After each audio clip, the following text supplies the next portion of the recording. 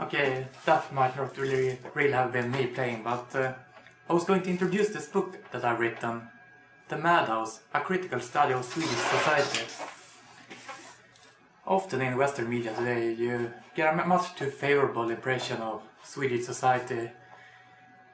Michael Moore and people like him have definitely contributed to that, and they portray Sweden as the perfect socialist utopia, that the government makes sure everyone lives perfect lives, and yeah, that is as if it's paradise on earth. Well, I decided to write this book to set this straight. It's not like that at all. I've gone through government reports, legislation, criminal cases, people's stories of their encounters with the government and everything, to give you an idea of how life in Swedish society is really like, and compiled it to this book spanning like 500 pages. It took me, the actual writing took about half a year, but I spent a little more time than that before writing, researching, so it probably took a couple of thousand hours all in all, researching and writing. Anyway, it covers such things as hate laws, for example. If you're an American, you probably take for granted that you can express whatever views you want, because the First Amendment protects it. In Sweden, it's not like that at all. We have so-called hate laws that makes it a crime expressing certain views. You're not allowed to express disrespect for minorities, for example. You can't say that a minority is more likely to commit crime or performs worse or something of that sort. And the same goes for ethnic groups, religions, and since a couple of years back also sexual minorities such as homosexuals. So if you say that homosexuality is a sin, then you can be sentenced to prison. In the book I go through quite a lot of such cases under the Swedish HMF law, Agitation Against Ethnic Group, the law under which people are sentenced to prison. And I quote what people write and say and what they have been sentenced to prison for. Like there is this guy a number of years ago, what was it? In a speech he said, "I don't think I'm alone in feeling bad when Swedish girls are being raped by immigrant hordes." For saying that in a public speech, he was sentenced to prison. And funny thing is, when a couple of years later he mentioned in another speech that he had been sentenced to prison for saying exactly that and quoting himself saying it, then he was sentenced to prison again for saying the same thing. I covered that and a couple of other such cases in my book. It's pretty outrageous. It was actually on the table to ban the Bible because of what it had to say about homosexuality. It just barely escaped being banned in Sweden a couple of years ago. It was actually investigated by the Chancellor of Justice. He said it could potentially be banned, but since it's an old document, it wouldn't be. But if people actually preached what it had to say about homosexuality, they could be sentenced to prison.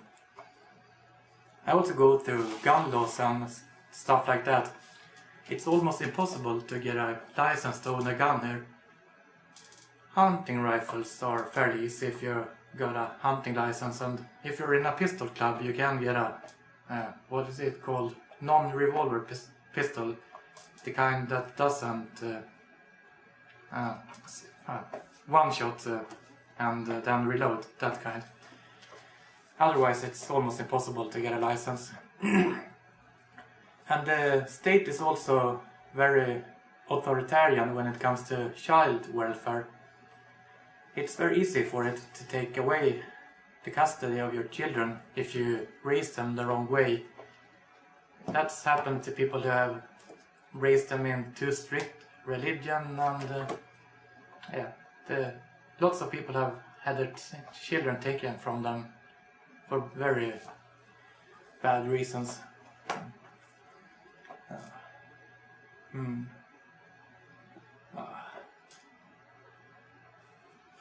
It's funny that even though there are hate laws, they don't cover everything. Christians aren't protected. The definition of a hate crime in Sweden is a majority group attacking a minority group. And majority groups are considered to be Swedes and Christians. And, well, there are black metal bands that talk about killing Christians, etc. There is actually a black metal band that has a song entitled Kill the Christian.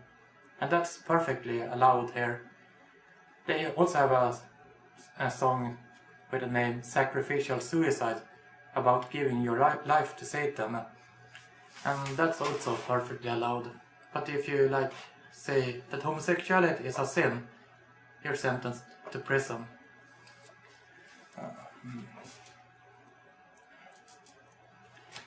Another thing I go through is crime.